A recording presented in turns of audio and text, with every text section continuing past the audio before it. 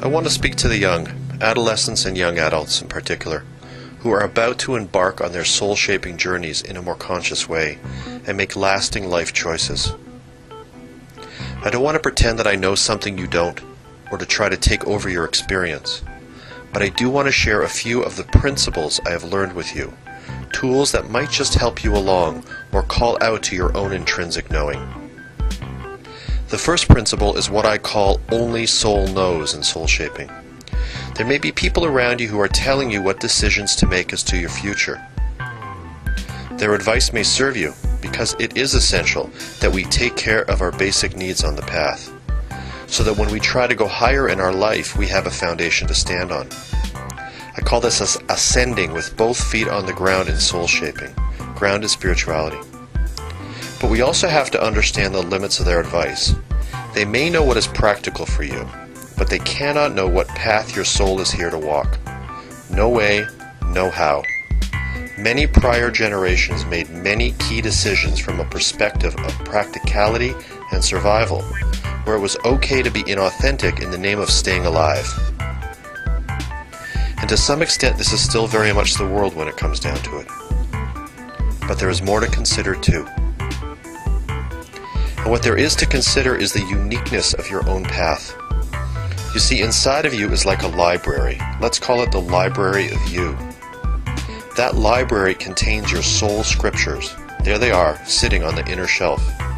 Those scriptures are your pathways of possibility in your life.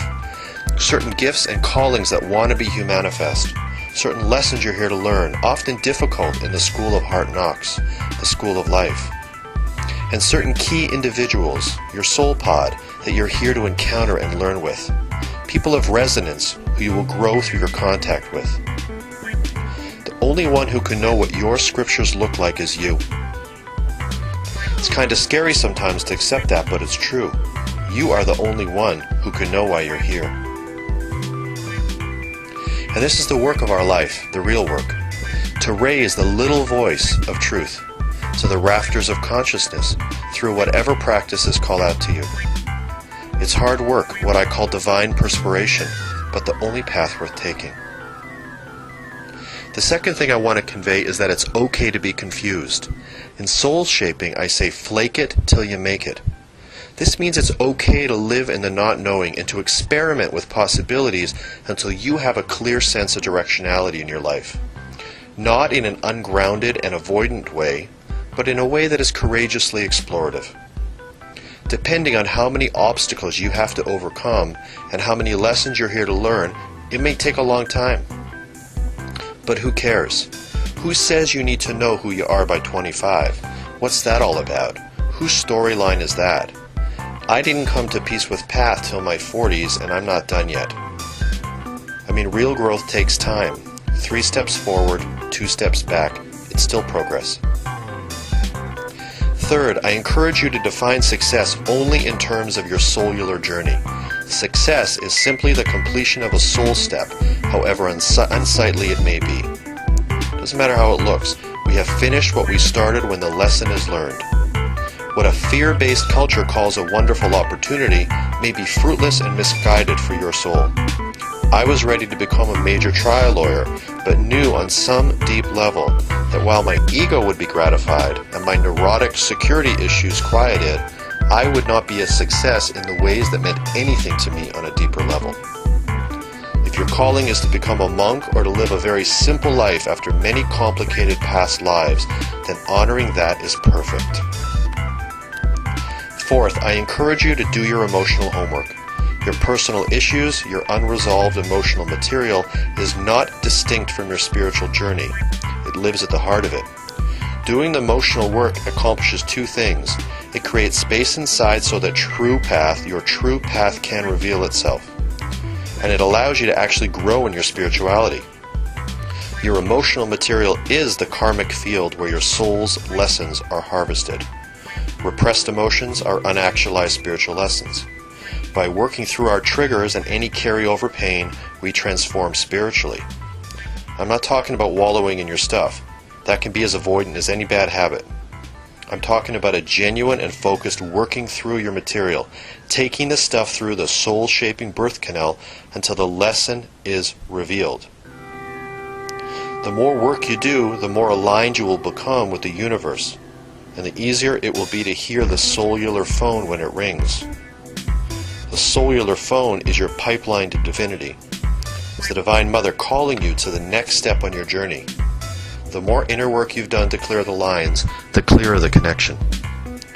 Fifth, I want to encourage you to be courageous. When you make the decision to live a conscious life, you're going to be challenged. The soul-shaping birth canal is still so narrow on this planet, and to get through it, to convert your experiences into the growth material that you need to be persistent and faith-driven and develop the capacity to see the light at the end of the tunnel, even when you appear to have reached a dead end.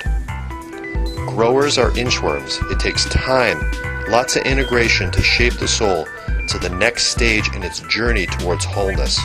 To get there, persistence, persistence, persistence.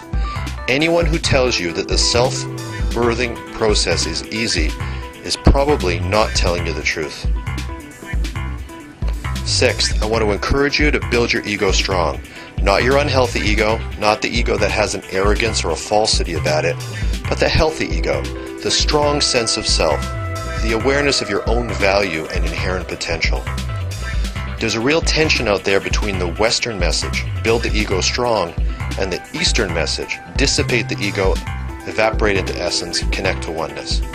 It's been my experience, which is all I can speak from, that a healthy and assured sense of my own value was essential to my tapping into the unity consciousness field of awareness in a sustainable way. It is easier to evaporate into essence when you have someone to come home to. I call it Western consciousness now. The idea that we weave together the quest for emotional health and healthy ego development fundamental to the West, and the quest for essence intrinsic to many models of Eastern spirituality. The better defined your boundaries are, the deeper and more genuine your experience of oneness. So let's not throw out the ego with the bathwater, particularly the parts of the ego that can help you to actualize your cellular callings. Seventh, I want to encourage you to live for truth. People often talk about living in the moment, but it's been my experience that we do not live in the moment if we are not living in truth. No matter what anyone tells you, truth is the gateway to the moment. It doesn't matter how many things we achieve or how many things we master if we are not honoring our authentic path. The moment we lie, we leave the moment. Last, and yes, certainly not least, and you may not believe this yet, but I know for sure that you hold within you magnificence. Do not hide that magnificence. Do not hide your light under a bushel of shame. We are each here to uncover and honor profound reasons for being, however humble they appear. So many tried to make it down the birth canal and didn't make it. You did. You're here as part of a sacred dance, the dance of divine imagination. And you have things to do that really matter. If we get off the dance floor, we postpone others' lessons too.